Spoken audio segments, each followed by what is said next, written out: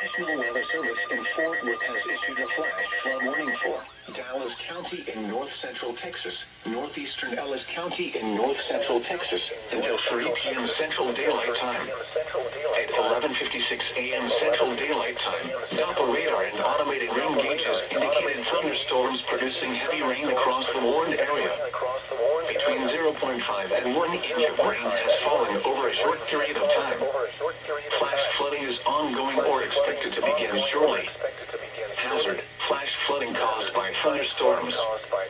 Source: radar and automated gauges.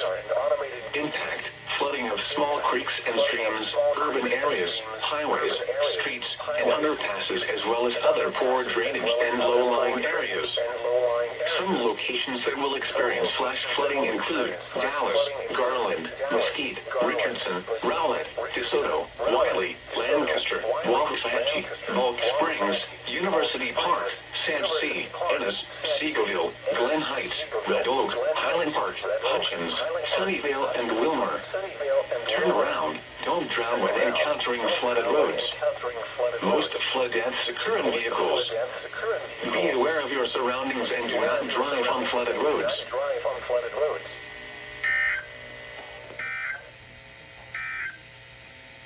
The current time is